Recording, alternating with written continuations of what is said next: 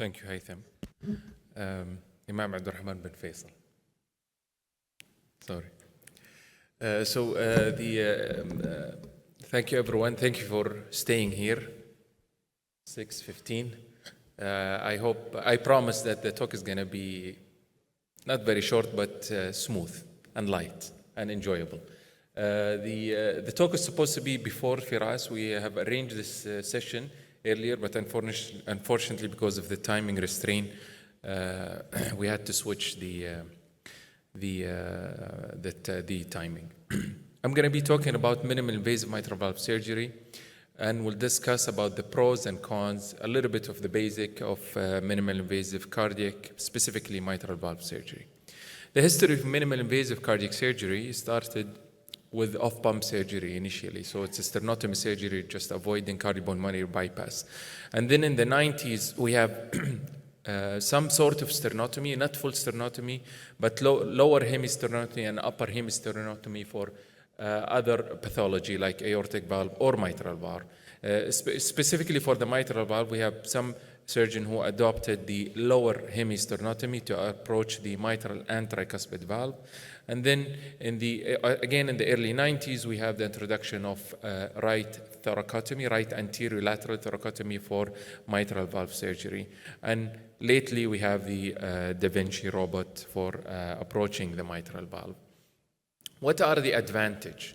Obviously, for surgeon and non-surgeon in the hall, the incision is smaller, it's less scarring, it's better cosmesis, it's more appealing for the patient. We like to believe that the patient have faster recovery, less ICU stay, earlier discharge, and earlier return to normal activity. We like to believe that the patient has less post-operative pain and decrease or lower rate of infection that comes with the sternotomy. That is a major incision. So what are the options currently we have for minimal invasive mitral valve surgery? In 2024, I don't think any center who are advocate for minimal invasive are talking about mini or hemisternotomy for mitral valve anymore. So most of the center who are doing or advocating for minimal invasive mitral valve surgery are doing some sorts of thoracotomies to approach the mitral valve, mainly right anterior lateral thoracotomy. And then we have a more advanced level, which is a small thoracotomy, but with endoscope assisted. So you have a camera that goes in, the incision is smaller, you cannot see everything, but you have a camera. It will help you to visualize the valve and the pathology and address it. And then the last level is robotic or robotic assisted mitral valve surgery. Let me just skip. This is the slide that shows the level of minimal invasive cardiac surgery. So we have level 1, that is direct vision. The thoracotomy is a little bit big. It allows you to access the heart. In pediatric group, with minimal invasive in the pediatric group with a good thoracotomy, they can do central cannulation to avoid peripheral cannulation, and they can perform the surgery through the thoracotomy with the direct vision.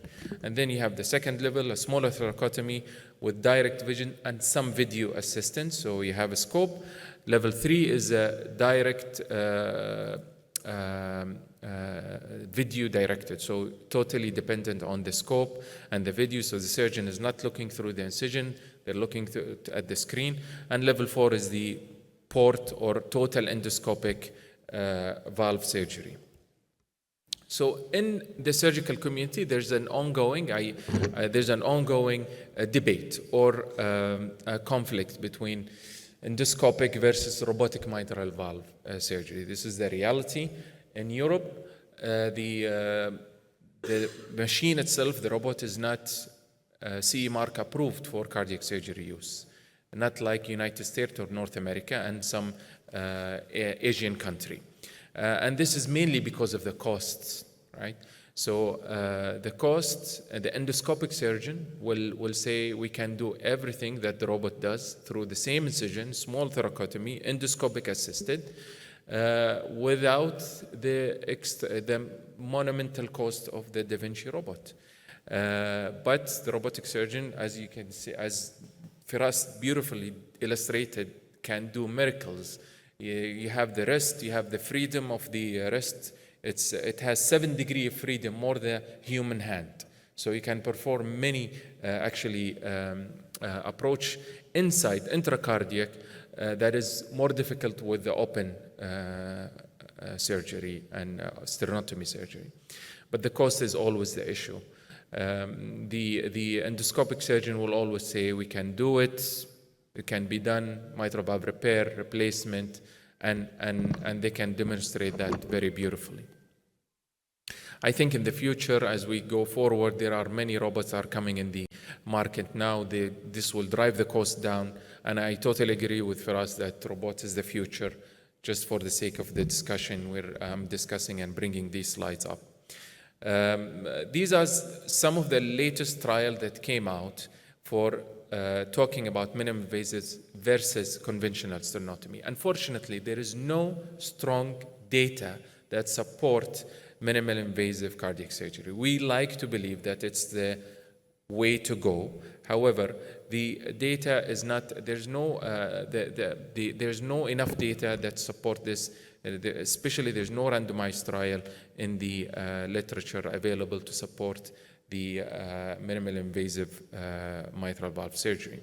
I selected few, and I will just mention them quickly for the sake of time as well. So this is one of the latest trial, it's the latest systematic and meta-analysis of 119 study published in 2023, and it conclude that minimally invasive surgery can reduce blood transfusion, and also it suggested that it has lower mortality. As we know, the mitral valve surgery mortality is very low nowadays, especially in the STS database. It's close to 0.2%, I think, in the latest publication. So to be able to prove that there is mortality benefit with minimally invasive mitral valve approach is a little bit more difficult.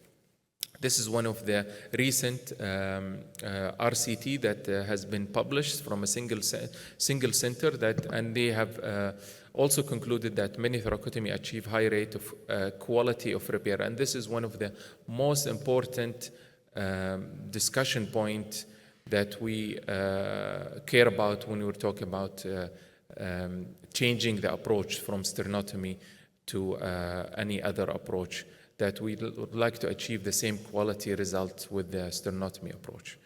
One of the latest, this is published in 2024, again, a meta-analysis of 7 RCT, and the conclusion was that minimally invasive mitral valve surgery reduced the number of days spent in hospital and showed trend toward lower post-operative pain score. And this is very important. We'll talk about it in a little bit more details shortly. So if it is beautiful and appealing, why not everyone is doing it? There are some challenges. The challenge is mainly the steeper learning curve. As we know, the goal is to repair the mitral valve and perform a good outcome surgery, and the patient should leave alive, go home with a good quality of life. So we don't want to compromise that just because we want to do a smaller incision.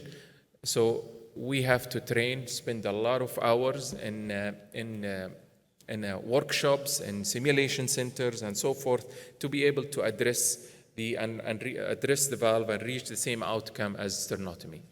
It is highly dependent on surgical expertise, and it is, at the beginning at least, longer operative time. This will has some cost effect on the center, especially with center who has long waiting list. High risk of bleeding, potential for mitral regurgitation recurrence. This is probably due to the inexpertise and in the beginning of the center in the beginning of experience for any center who are still adopting minimally invasive mitral valve surgery. So to mitigate these challenges, I just put the slides to think about the process of starting minimally invasive mitral valve surgery. It starts with patient selection.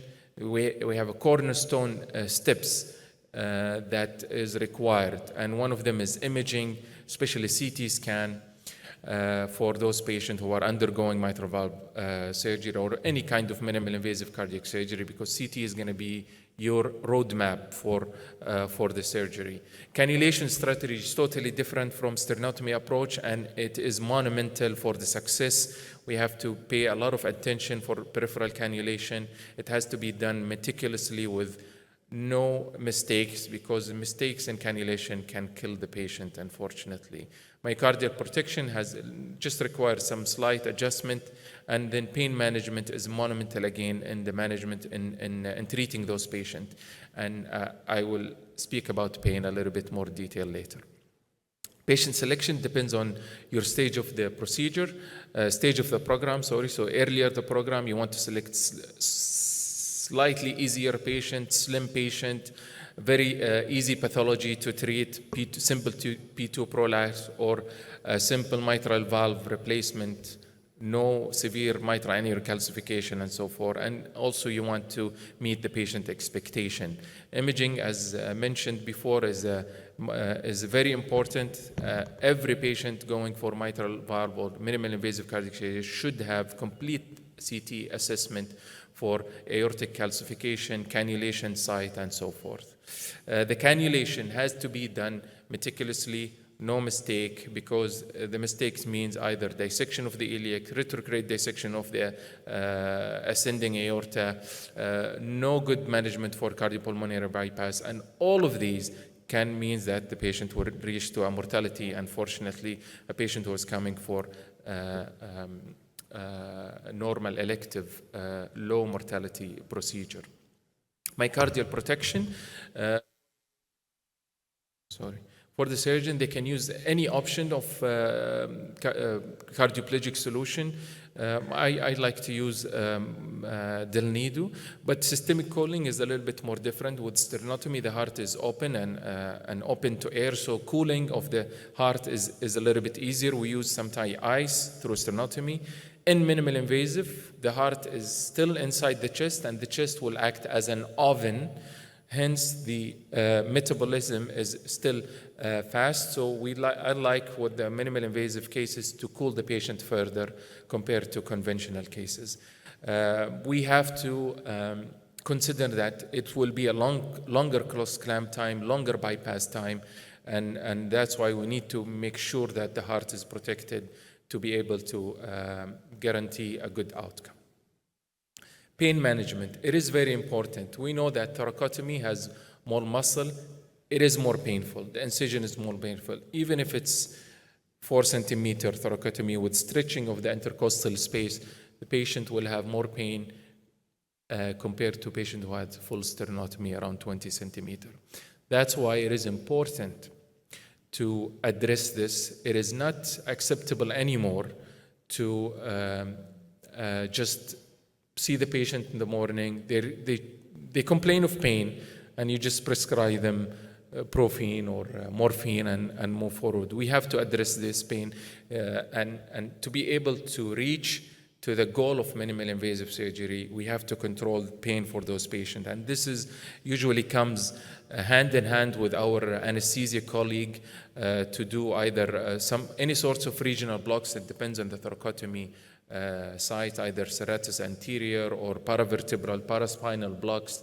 This will help, or epidural blocks that will help to alleviate the pain in the first 24 to 48 hours, and it is very important for recovery of the patient. Early removal of the drain as well is very important because it will decrease the pain and splinting with breathing, that it will allow the patient to recover faster and leave the ICU earlier and to be ready to go home probably, hopefully in day 3 or 4 postoperatively.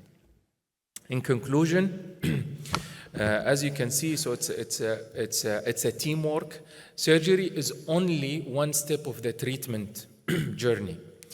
Anesthesia and all of the enhanced recovery anesthesia after surgery is very important to be integrated in any minimal invasive program nowadays to be able again to achieve the goal of minimally invasive. There's no point to do that the surgeon or the surgical team struggle through a small incision and then the patient stay 7 days in the ICU because of lung collapse or because of pain and so forth. So we have to make it a successful program, and this only will be achieved if all the team members have worked together to achieve this goal. Post-operative fast-track protocol has to be implemented in ICU in the ward and also in follow-up during clinic. This was my last slide. I'd like to thank you so much, and then I think we have the case. Should we go forward to the case? You're showing a case?